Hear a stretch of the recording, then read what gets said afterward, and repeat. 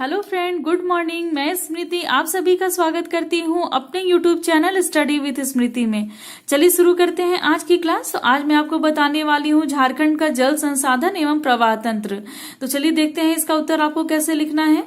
तो किसी भी भूभाग पर जल संसाधन और उसके प्रवाह तंत्र का विकास उस स्थान की संरचना, उच्चावच, ढाल और वर्षा की मात्रा पर निर्भर करता है।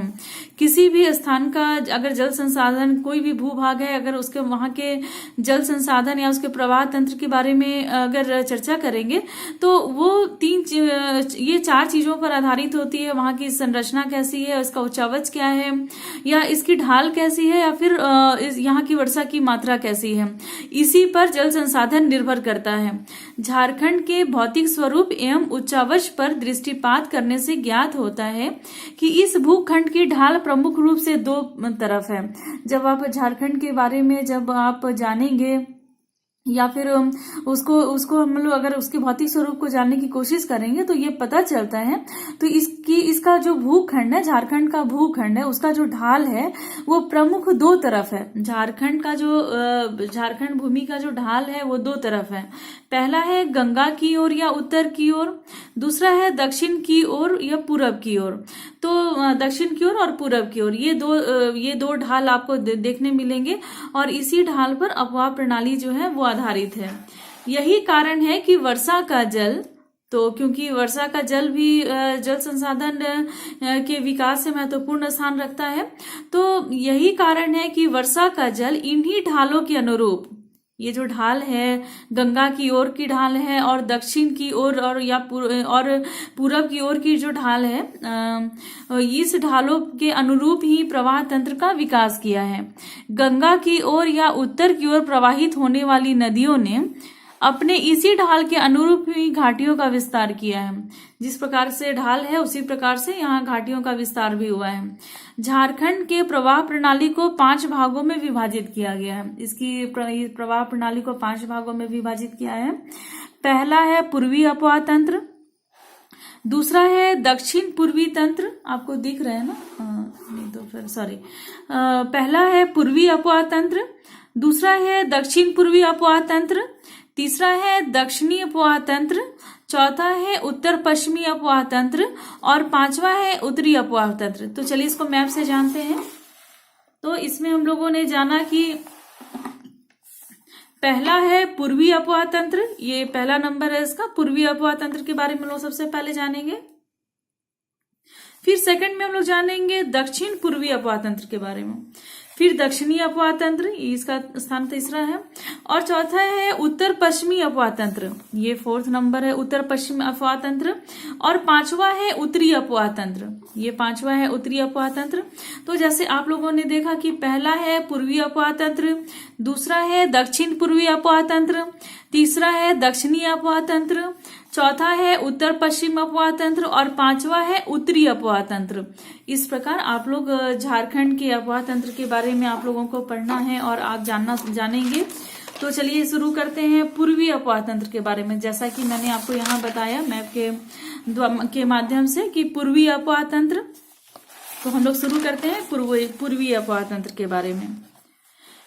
अब देखिए, इसके अंतर्गत दामोदर, बराकर, अजय, मयूराक्षी, ब्राह्मणी, गुमानी और बांसलोई नदी प्रमुख है। प्रस्तुत है प्रत्येक का विस्तृत विवरण। तो पहला है दामोदर नदी। तो सबसे पहले हम लोग दामोदर नदी के बारे में जानेंगे। दामोदर नदी का उद्गम स्थल छोटा नागपुर का पठार, और इसको छोटा नागपुर जिला का टोरी क्षेत्र, तो लातेहार जिला का, यहाँ काट के आप लिखेंगे लातेहार जिला का, मैंने गलत लिख दिया है, लातेहार जिला का टोरी क्षेत्र, और ये दामोदर नदी का उद्गम स्थल है। इसकी सहायक नदियां हैं वो हैं बराकर, आपको दिख रहे हैं ना, हाँ, इसकी सहायक नदियां हैं बराकर, बोकारो, कोनार, जमुनिया, कतरी, ये सब आपको नाम याद रखना होगा। तो ऐसे मैं आपको याद करा दूंगी वीडियो के लास्ट में अगर समय बचता है तो, क्योंकि मेरा मकसद ये भी होता है कि बहुत लंबा वीडियो ना करूं, लेकिन समय आपके पास कम है और बताना ज्यादा है और मैं चाहती हूँ एक ही बार आपको देखने में सारा कुछ याद हो जाए। तो इसकी सहायक नदियां हैं बराकर, बोकारो, कोनार, जमुनिया, कतरी आदि। इसका अपवाह क्षेत्र है हजारीबाग, गिरिडीह, धनबाद, बोकारो, लातेहार, रांची, लोहरदगा इसका उपवास क्षेत्र है। और ये कितने क्षेत्र में, कितने किलोमीटर पर स्क्वायर क्षेत्र में विस्तृत है? तो ये 12,800 किलोमीटर स्क्वायर के क्षेत्र में ये विस्तृत है। और दामोदर नदी का उपनाम है देव नदी या बंगाल का शोक। दामोदर नदी को देव नदी भी कहा जाता है या बंगाल का शोक के नाम से भी जाना जाता है। अब आगे देखिए कि झारखंड की सबसे प्रदूषित नदी जो है वो दामोदर नदी है। झारखंड की सबसे प्रदूषित नदी है दामोदर नदी है। यही कारण है कि इसको नदी बंगाल का शोक भी कहा जाता है। और ये दामोदर नदी जो है ये बंगाल में भी बहती हुई और गंगा नदी में मिल जाती है। इसको बंगाल का शोक कहा जाता है। झारखंड की सबसे प्रदूषित नदी दामोदर नदी है तथा यह झारखंड की सबसे लंबी नदी है। ये झारखंड की सबसे लंबी नदी है। इस नदी घाटी क्षेत्र में भारत के सबसे अधिक कोयले का उत्पादन होता है। दामोदर नदी घाटी का जो क्षेत्र है यहाँ भारत में सबसे अधिक कोयले का उत्पादन होता है। दामोदर नदी घाटी क्षेत्र में अनेक सिंचाई उद्देश्य के बांध, अनेक जल विद्युत केंद्र, अनेक ताप विद्युत केंद्र भी स्थापित हुए हैं।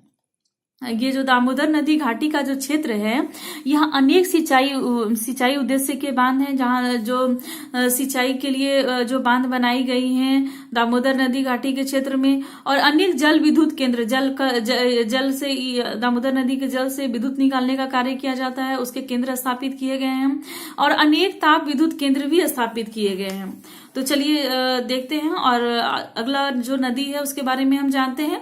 तो आगे हम लोग जानेंगे बराकर नदी के बारे में। तो सबसे पहले हम लोग दामोदर नदी घाटी को हम लोग मैप के द्वारा देखते हैं। तो ये लातेहार के क्षेत्र के, लातेहार जिले के टोरी नामक स्थान से निकलता है और ये झारखंड में होते हुए आगे बंगाल में ये चली जाती है। और इस दामोदर नदी को बंगाल का शोक भी कहते हैं। और दामोदर नदी जो है वो झारखंड की सबसे प्रदूषित नदी है। और झारखंड में झारखंड के अपवाह तंत्र में सबसे लंबी नदी जो है वो दामोदर नदी है और सबसे बड़ी नदी भी दामोदर नदी ही है। तो चलिए हम लोग देखते हैं बराकर नदी के बारे में। तो मैप के द्वारा आप जानिए, ये यहाँ जो हजारीबाग के जो छोटा नागपुर का जो पठार है उसमें हजारीबाग के क्षेत्र के उत्तरी भाग से ये निकलता है और ये दामोदर नदी की सहायक नदी है। तो चलिए हम लोग बराकर नदी के बारे में जानते हैं और समय समय पे मैं इसका अध्ययन आपको मैप के द्वारा भी करा दूंगी।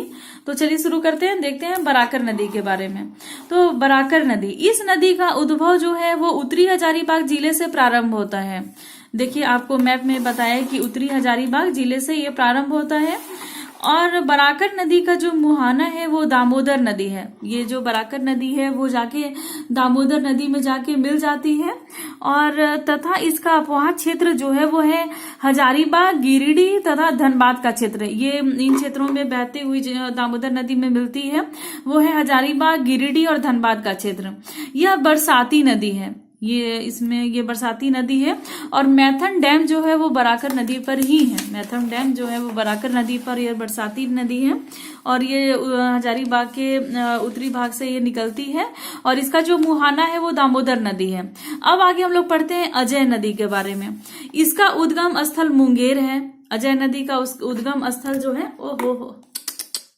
अजय नदी का उद्गम स्थल है वो मुंगेर है तथा इसकी सहायक नदियां हैं वो पथरो जयंती है। इसकी सहायक नदी जो है वो पथरो जयंती है तथा इसका मुहाना भागीरथी नदी है। तो आपको डिस्टर्ब हुआ पढ़ने में, इसके लिए मैं आपसे माफी चाहती हूँ, मेरे हाथ से लग गया था। तो इसका उद्गम स्थल मुंगेर है। इसकी सहायक नदियां जो है वो पथरो या जयंती है तथा इसका जो मुहाना है वो भागीरथी नदी है। ये भागीरथी नदी में जाके मिल जाती है। अजय नदी का अपवाह क्षेत्र है वो देवघर व दुमका है। अजय नदी जो है वो उसका अपवाह क्षेत्र देवघर और दुमका है। देवघर और दुमका के क्षेत्र में ये बहती है। अब आगे हम लोग जानते हैं, सबसे पहले इसको मैप के द्वारा आपको मैं बता देती हूँ। ये है अजय नदी और ये मुंगेर से निकलती हुई झारखंड में बहती हुई देवघर और दुमका के क्षेत्रों में बहती हुई ये आगे भागीरथी नदी से में जाके मिल जाती है। अब आगे हम लोग देखते हैं मयूराक्षी। इसका उद्गम स्थल त्रिकुट पहाड़ी है।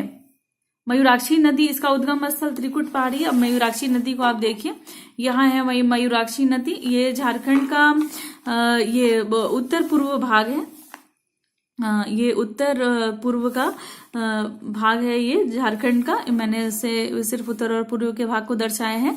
और ये जो है ये मयूराक्षी नदी। अब मयूराक्षी नदी के बारे में अब आपको मैं बताने वाली हूँ। तो मैप में आपने जाना कि ये मयूराक्षी नदी है, और इसका जो मयूराक्षी नदी का उद्गम स्थल जो है वो त्रिकुट पहाड़ी है। त्रिकुट पहाड़ी कहाँ है? तो ये देवघर में है। तो त्रिकुट पहाड़ी से ही मयूराक्षी नदी निकलती है। इसका मुहाना गंगा है और ये गंगा में जाकर मिलती है। मयूराक्षी नदी की सहायक नदियां जो है वो घोवाई, टिपरा, पुसरो, भामरी, मुनबिल, सिद्ध, दौना, ये सब मयूराक्षी नदी की सहायक नदी है। फिर से मैं आपको याद करा देती हूँ। इसकी मयूराक्षी नदी की सहायक नदी जो है वो घोवाई, टिपरा, पुसरो, भामरी, मुनबिल, सीध, दौना, ये सब इसकी सहायक नदी है। और इसका उद्गम स्थल कहाँ है? तो त्रिकुट पहाड़ी है जो देवघर में है। यहाँ से ये निकलती है और गंगा नदी में मिल जाती है। और इसकी सहायक नदी निम्न है: घोवाई, टिपरा, पुसरो, भामरी, मुनबिल, सीध, दौना। अब आगे हम लोग जानते हैं ब्राह्मणी नदी के बारे में। ब्राह्मणी नदी का उद्गम स्थल दुधवा पहाड़ी है। इसकी सहायक नदियां हैं गुमरो व एरो है। तो यहाँ है ब्राह्मणी नदी। तो आपको मैं मैप से बताती हूँ कि ये जो आपको दिख रहा है ये ब्राह्मणी नदी है। तो इसका जो ब्राह्मणी नदी का उद्गम स्थल है वो दुधवा पहाड़ी है। दुधवा पहाड़ी है। इसकी सहायक नदी जो है वो गुमरो, एरो है तथा मुहाना गंगा नदी है। तो ब्राह्मणी नदी में सहायक नदी आपको ज्यादा नहीं पढ़ना है, वो है गुमरो, एरो। मयूराक्षी नदी का क्या था? घोवाई, टिपरा, पुसरो, भामरी, मुनबिल, सीध, दौना। ब्राह्मणी नदी का जो सहायक नदी है वो है घुमरा व एरो। अब आगे हम लोग पढ़ते हैं गुमानी। तो साहिबगंज जिले के प्रमुख नदी जो है वो गुमानी है और गंगा की सहायक नदी के रूप में है। ये जो यहाँ आप देखिए मैप में आपको मैं बताती हूँ कि ये साहिबगंज का क्षेत्र है। ये क्षेत्र जो है साहिबगंज का है। और ये गुमानी जो है वो साहिबगंज जिले की प्रमुख नदी है गुमानी, और ये गंगा की सहायक नदी है। और ये राजमहल की पहाड़ी से निकलती है कि जी इसका जो उद्गम स्थल है वो राजमहल की पहाड़ी से निकलकर और पूरब की ओर प्रवाहित होती है। देखिए इसका प्रवाह जो है ये पूरब के तरफ है। तो आप अभी पूर्ववर्ती नदी को झारखंड के पूर्ववर्ती नदी के बारे में आप जान रहे हैं। तो इसमें प्रमुख नदी है गुमानी। ये साहिबगंज जिले की प्रमुख नदी है और ये राजमहल की पहाड़ी से निकलती है। और इसकी प्रमुख सहायक नदी है मेरेल। इसकी प्रमुख सहायक नदी है मेरेल तथा इसका मुहाना जो है वो गंगा नदी है। ये गंगा नदी में जाके मिल जाती है। अब सबसे अंत में हम लोग जानेंगे पूर्वी जो नदियां हैं उसके बाद उसमें बांसलोई नदी के बारे में। तो बांसलोई नदी का उद्गम स्थल बांस पहाड़ है तथा इसका मुहाना जो है वो गंगा नदी है। अब आगे हम लोग जानते हैं दक्षिण पूर्वी अपवाह तंत्र के बारे में। तो दक्षिण पूर्वी अपवाह तंत्र, तो इस अपवाह तंत्र में स्वर्ण रेखा नदी एवं उसकी सहायक नदियों के क्षेत्र समाहित हैं। दक्षिण पूर्वी अपवाह तंत्र नदी एवं उसकी सहायक नदियों के क्षेत्र समाहित हैं। इसकी सहायक नदियों में प्रमुख है राढ़ू, कांची और खरकई। स्वर्ण रेखा जो नदी है वो दक्षिण पूर्वी अपवाह तंत्र की प्रमुख नदियों में से एक है और इसकी जो सहायक नदी है वो है राढ़ू, कांची और खरकई। अन्य सहायक नदियां हैं करकरी, संजय, कसाई। तो ये आपसे ऑब्जेक्टिव में भी पूछ सकता है कि जो संजय नदी है वो किसकी सहायक नदी है, या कसाई नदी या करकरी नदी ये किसकी सहायक नदी है, कांची और खरकई और राढ़ू नदी किसकी सहायक नदी है। तो ये ऑब्जेक्टिव में आपसे पूछ सकता है और आपको इसके लॉन्ग आंसर में भी आपको इसको मेंशन करना है। तो दक्षिण पूर्वी अपवाह तंत्र के बारे में आप पढ़ रहे हैं और इसमें मैं आपको बता रही हूँ स्वर्णरेखा नदी के बारे में। स्वर्णरेखा नदी के बारे में और भी डिटेल जानते हैं और पढ़ते हैं। स्वर्णरेखा नदी हुंडरू जलप्रपात का निर्माण करती है। तो हुंडरू जलप्रपात का निर्माण कौन करता है? तो वो है स्वर्णरेखा नदी। जबकि राढ़ू नदी में जोन्हा जो फॉल है, जोन्हा जलप्रपात है वो राढ़ू नदी के द्वारा बनाया जाता है। और कांची नदी में दशम, तो दशम जलप्रपात जो है उसका निर्माण कौन नदी करती है? तो कांची नदी। तो कांची नदी जो है वो दशम जलप्रपात का निर्माण करती है। तो स्वर्णरेखा नदी का उद्गम स्थल छोटा नागपुर का पठार है और रांची का नगड़ी गांव। छोटा नागपुर के पठार में जो रांची के नगड़ी गांव है, तो एग्जैक्ट ये लोकेशन है उसका स्वर्णरेखा नदी के उद्गम स्थल का। तो स्वर्णरेखा नदी का उद्गम स्थल छोटा नागपुर पठार के रांची के नगड़ी गांव है तथा इसकी सहायक नदियां जो है वो है कोकरो, कांची और खरकई। मुहाना इसका है बंगाल की खाड़ी, ये बंगाल की खाड़ी में जाके मिलती है। और स्वर्णरेखा नदी जो है वो रांची की एकमात्र नदी है जो स्वतंत्र रूप से बंगाल की खाड़ी में गिरती है। जो झारखंड की एकमात्र नदी ऐसी है जो स्वतंत्र रूप से जाकर बंगाल की खाड़ी में गिरती है। स्वर्णरेखा नदी का प्रमुख अपवाद क्षेत्र जो है वो रांची व सिंहभूम का जिला है। स्वर्णरेखा नदी का प्रमुख अपवाद क्षेत्र है वो रांची व सिंहभूम का जिला है। नदी की रेत में सोने का अंश प्राप्त होता है। तो इसकी दो विशेषताओं को आपने जाना कि स्वर्णरेखा नदी एकमात्र ऐसी नदी है जो झारखंड की है और ये जाके स्वतंत्र रूप से बंगाल की खाड़ी में गिरती है। और इसकी दूसरी विशेषता ये है कि इस नदी के रेत में सोने का अंश प्राप्त होता है। सोने का अंश प्राप्त होता है स्वर्णरेखा नदी की रेत में। अब आगे हम लोग इसको मैप से जानते हैं। तो ये मैप मैंने जो दक्षिण और पूर्व क्षेत्र का, मैंने झारखंड के दक्षिण पूर्व क्षेत्र का मैंने मैप बनाए हैं और मैंने मैप बनाने की कोशिश की, एग्जैक्ट तो नहीं उतरा लेकिन मैंने ये कोशिश की कि दक्षिण और पूर्व का जो क्षेत्र है उसके मैप को बना सकूं और वहां आपको उसके आधार पे मैं आपको दर्शा सकूं कि स्वर्णरेखा नदी है और ये रांची के नगड़ी गांव से निकलती है और ये जाके स्वतंत्र रूप से बंगाल की खाड़ी में ये गिरती है स्वर्णरेखा नदी। ठीक है, तो अब आगे हम लोग जानते हैं दक्षिणी अपवाह तंत्र के बारे में। तो इस अपवाह तंत्र के अंतर्गत दक्षिणी कोयल और शंख नदी का अपवाह प्रमुख है। दक्षिणी अपवाह तंत्र के बारे में जब आप जानेंगे तो इसके अंतर्गत दक्षिणी कोयल जो एक नदी है और शंख नदी इस अपवाह के प्रमुख हैं, नदियां हैं। इनकी कई सहायक नदियां हैं, वो भी प्रमुख है, महत्वपूर्ण है दक्षिण अपवाह तंत्र में।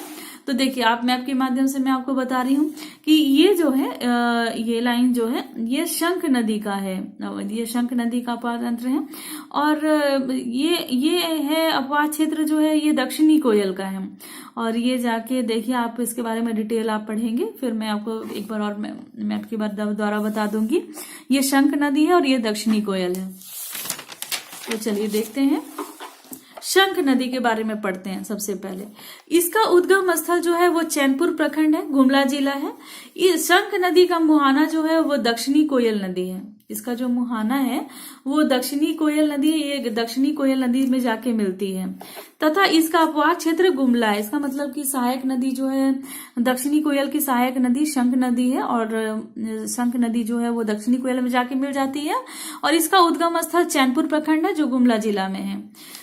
इसका अपवाह क्षेत्र जो है वो गुमला है। इसका प्रवाह क्षेत्र दक्षिण की ओर है, ये दक्षिण की ओर प्रवाहित होती है उत्तरी कोयल के ठीक विपरीत दिशा में। उत्तरी कोयल जो है उसको ठीक विपरीत दिशा में प्रवाहित होती है। इसकी सहायक नदियां हैं चिर्रा, लावा, कोक एवं केदार।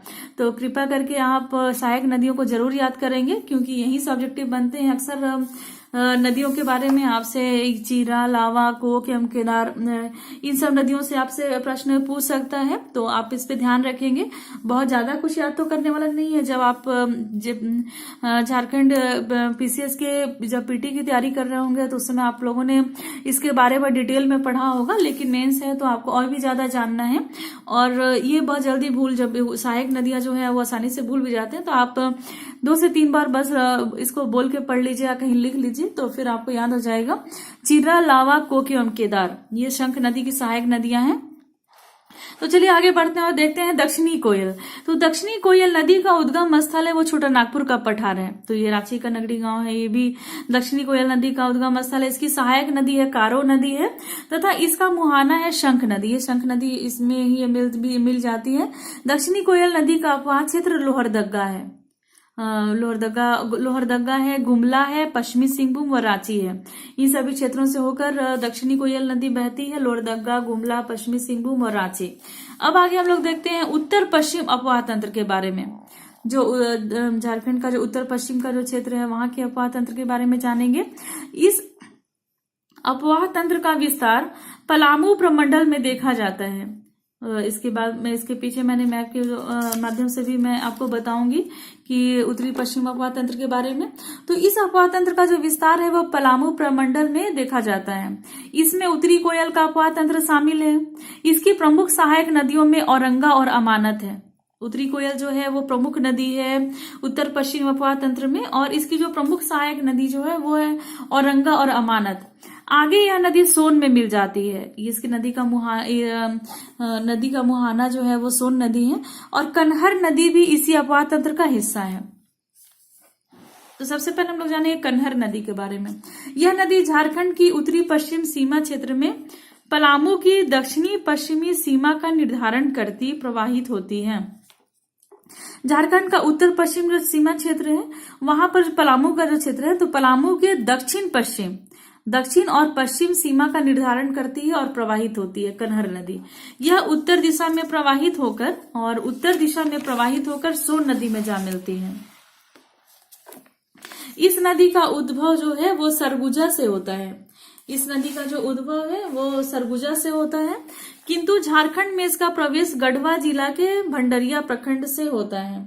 गढ़वा जिला जो है, गढ़वा जिला के देखिए यहाँ गढ़वा जिला का जो क्षेत्र है वो मैप में आपको यहाँ बताती हूँ कि ये जो क्षेत्र है वो गढ़वा जिला है, गढ़वा जिला का क्षेत्र है। और ये जो क्षेत्र है वो पलामू का क्षेत्र है। यहाँ पलामू है और यहाँ गढ़वा है।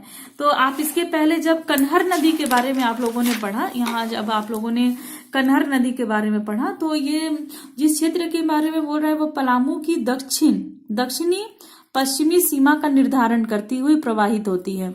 इसका अर्थ यह है कि जो कन्हर नदी है वो झारखंड के उत्तर पश्चिम सीमा क्षेत्र, तो ये जो क्षेत्र है उत्तर और पश्चिम का जो क्षेत्र है यहाँ पर ये प्रवाहित होती है। और कौन सा बनाती है, यहाँ को सीमा बनाती है, तो पलामू के दक्षिण और पश्चिम में ये प्रवाहित होती है, पश्चिमी सीमा का निर्धारण करती हुई प्रवाहित होती है। पलामू के दक्षिण और पश्चिम सीमा का दक्षिण और पश्चिम का सीमा बनाते हुए ये प्रवाहित होती है कन्हर नदी। गला सूख रहा है मेरा। किंतु झारखंड में इसका प्रवेश, ये मैं कन्हर नदी के बारे में फिर से आपको बता रही हूँ। इस नदी का उद्भव जो है वो सरगुजा से होता है, किंतु झारखंड में इसका प्रवेश गढ़वा जिला के भंडारिया प्रखंड से होता है। तो आपको मैंने गढ़वा जिला के बारे में बताया कि ये उत्तर पश्चिम का जो क्षेत्र है यहाँ के गढ़वा जिला के भंडारिया प्रखंड से इसका प्रवेश होता है इस नदी का, और यहाँ 80 किलोमीटर तक राज्य की सीमा बनाती है। और ये झारखंड राज्य में 80 किलोमीटर इसका ये प्रवाह बहती है। और अब आगे हम लोग जानते हैं उत्तरी कोयल के बारे में। इसका उद्गम स्थल रांची पठार का मध्य भाग पिस्का है। पिस्का एक क्षेत्र है रांची में, तो रांची पठार का मध्य भाग जो है पिस्का, वो उत्तरी कोयल का उद्गम स्थल है। उत्तरी कोयल का मुहाना जो है वो सोन नदी है। सोन नदी में जाके उत्तरी कोयल मिल जाती है, तथा इसका अपवाह क्षेत्र रांची, हजारीबाग तथा पलामू है। रांची, हजारीबाग और पलामू के क्षेत्र में ये बहती है। इसकी प्रमुख सहायक नदियां औरंगा और अमानत, इसके पहले भी मैंने आपको बताया था। अब आगे हम लोग जानते हैं औरंगा के बारे में। इस नदी का उद्गम स्थल लोहरदगा जिला के किस्को प्रखंड में है। ये कहां से निकलती है औरंगा? किस्को प्रखंड से निकलती है, लोहरदगा के जिला के किस्को प्रखंड से। इसकी प्रमुख सहायक नदियां हैं घाघरी, गोवा, नाला, घघारी, धधारी, सुकरी आदि।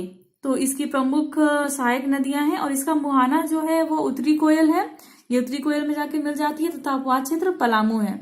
तो ये उत्तरी कोयल की सहायक नदी है औरंगा नदी जो है। और इसका उद्गम जो होता है वो लातेहार जिला के किस्को प्रखंड से होता है। इसकी सहायक नदियां हैं घाघरी, गोवा, नाला, धधारी और सुकरी, ये इसकी औरंगा की सहायक नदी है। अब आगे हम लोग पढ़ते हैं अमानत नदी के बारे में। यह उत्तरी कोयल की सहायक नदी है। जैसे हम लोग उत्तरी कोयल के बारे में जब पढ़े तो उसमें आपको उसकी सहायक नदियों के बारे में बताया कि औरंगा और अमानत जो है उत्तरी कोयल की सहायक नदी है। अमानत नदी का अपवाह क्षेत्र चतरा और पलामू जिला है। ये चतरा और पलामू जिला में ये बहती है। इसकी प्रमुख सहायक नदियां हैं जिंजोई, माइला, जमुनिया, खैरा, चाकी, सलाही, पाटम, ये इसकी प्रमुख सहायक नदी है। तो एक बार और आपको याद करा देती हूँ। अमानत नदी की प्रमुख सहायक नदियां हैं वो है जिंजोई, माइला, जमुनिया, खैरा, चाकी, सलाही, पाटन, ये इसकी प्रमुख सहायक नदियां हैं। अब आगे आपको बताने वाली हूँ उत्तरी व गंगावर्ती प्रवाह। तो इससे मैंने मैप के माध्यम से भी बताया है। तो इसको मैंने उत्तर और पूर्व का क्षेत्र जो है उससे मैंने यहाँ मैप उसका मैप बनाई हूँ। और उत्तरी एवं गंगावर्ती प्रवाह, ये गंगा नदी है और इसी प्रवाह के बारे में आपको पढ़ना है। यह अपवाह तंत्र झारखंड के लिए बहुत महत्वपूर्ण नहीं है, उत्तरी व गंगावर्ती प्रवाह, क्योंकि इसके दो प्रमुख कारण हैं। यह तंत्र कुछ वैसी नदियों का उद्गम क्षेत्र है जो आपस में मिलकर मध्य बिहार में अपना प्रवाह तंत्र विकसित करती हैं। तो ये जो नदी तंत्र जो है उत्तरी और गंगावर्ती प्रवाह, तो यहाँ पर ये अपवाह तंत्र जो है वो झारखंड के लिए बहुत महत्व नहीं रखती है, महत्वपूर्ण नहीं है। इसके दो प्रमुख कारण हैं। कौन कौन से हैं? तो यह तंत्र कुछ वैसी नदी, कुछ ऐसे, ये जो तंत्र है गंगावर्ती प्रवाह तंत्र, ये कुछ ऐसी नदियों का उद्गम क्षेत्र है जो आपस में मिलकर मध्य बिहार में अपना प्रवाह तंत्र विकसित करती हैं, अपना ये जो आपस में मिल जाती है और मध्य बिहार के लिए काफी इंपॉर्टेंस रखती हैं।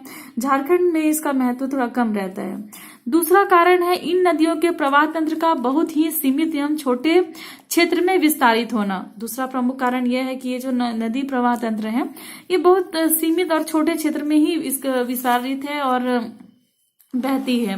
मतलब ये छोटी छोटी नदियां हैं, इसका इंपॉर्टेंस उतना ज्यादा नहीं है। अगर इंपॉर्टेंस है भी तो ये मध्य बिहार के लिए है, झारखंड के लिए नहीं है। तो इसका विस्तार क्षेत्र जो गंगावर्ती प्रवाह तंत्र है, इसका विस्तार क्षेत्र जो है उत्तरी भूभाग में है। तो जैसे मैंने मैप के माध्यम से भी बताया कि उत्तरी भाग में है। तो उत्तरी चतरा जिला, हजारीबाग जिला का चौपारण प्रखंड या उत्तरी कोडरमा जिला के क्षेत्रों में पर इसका विस्तार है। इस क्षेत्र से कर्मनाशा, पुनपुन, फल्गु, सकरी, पंचाने, क्यूल आदि नदियां निकलती हैं। संथाल परगना क्षेत्र में गोड्डा जिले की नदियां राजमहल पहाड़ी की पश्चिमी ढलान से निकलकर प्रवाहित होती हुई मध्य बिहार में प्रवेश करती हैं। अब क्या है कि संथाल परगना क्षेत्र में जो गोड्डा जिला है उसकी नदी, वहां की जो नदियां हैं वो राजमहल पहाड़ी की पश्चिमी ढाल से निकलकर, तो राजमहल की पहाड़ी भी यही है इस क्षेत्र में, और यहाँ के पश्चिमी किनारे से पश्चिमी ढाल से निकलकर प्रवाहित होती हुई और ये मध्य बिहार में प्रवेश करती हैं। ये बिहार का क्षेत्र है तो मध्य बिहार में ये प्रवेश कर जाती हैं। उत्तरी पश्चिमी किनारे, जैसे देखिए उत्तरी पश्चिमी किनारे सोन नदी का प्रवाह भी गंगावर्ती प्रवाह है। झारखंड के लिए यह प्रवाह प्रणाली महत्वपूर्ण नहीं है। अब आगे हम लोग जानते हैं झारखंड की, ये मैंने अलग बताना चाहा है कि झारखंड की नदियों की विशेषताएं, तो ये भी आपको जानना जरूरी है। और मैं चाहती हूँ कि अपवाह तंत्र के बारे में जानते हुए आप झारखंड की नदियों की विशेषताओं के बारे में भी अवश्य जानिए। प्रश्न कहाँ से कैसे पूछ सकता है ये आप अंदाजा नहीं लगा सकते, इसलिए आपको तैयारी अपनी पूर्ण रखनी है। तो झारखंड की नदियों की विशेषताएं, तो ये मैं आपको बताने जा रही हूँ। तो पहली विशेषता है झारखंड से उत्तर की ओर प्रवाहित नदियां पठारी भाग से उतरकर मैदानी भागों में मंद गति वाली हो जाती हैं, जबकि दक्षिणी भाग में दक्षिण की ओर प्रवाहित नदियों की धारा तीव्र है।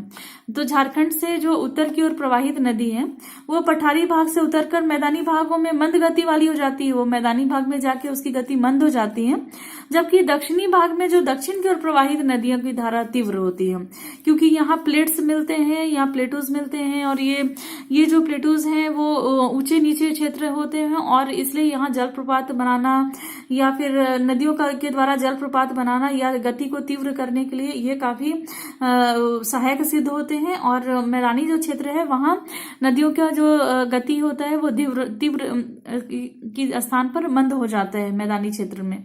और झारखंड में उत्तर की ओर जो नदियां प्रवाहित होती हैं वो मैदानी क्षेत्र में जाती हैं और मंद गति में हो जाती हैं, और जो दक्षिण की ओर प्रवाहित होने वाली जो नदी है वो प्लेटू पठारी होने के कारण वो क्षेत्र नदियों की धारा वहां जो होती है वो तीव्र हो जाती है। अब आगे हम लोग जानते हैं झारखंड की नदियां मैदानी भाग की नदियों की तरह मार्ग बदलने की प्रवृत्ति से मुक्त हैं। झारखंड की जो नदी है, जैसे मैदानी भाग की जो नदी है वो मार्ग बदलती है, लेकिन झारखंड की जो नदी है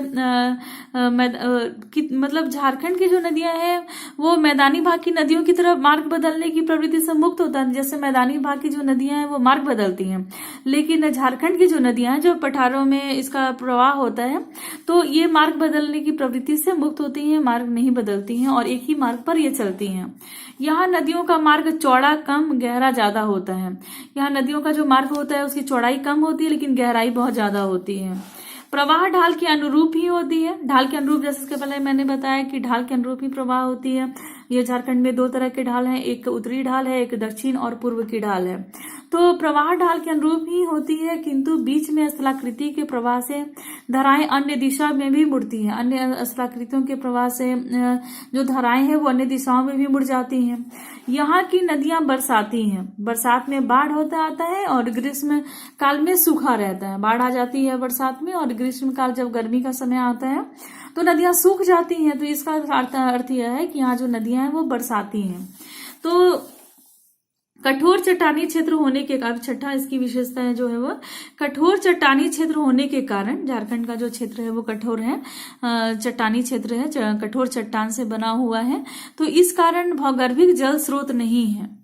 तो क्योंकि जब पानी को जब निकालना होता है पाइपलाइन के द्वारा तो काफी गहराई में छेद करके और भूमिगत जल को बाहर निकाला जाता है। तो भौगर्भिक जल स्रोत यहाँ नहीं है।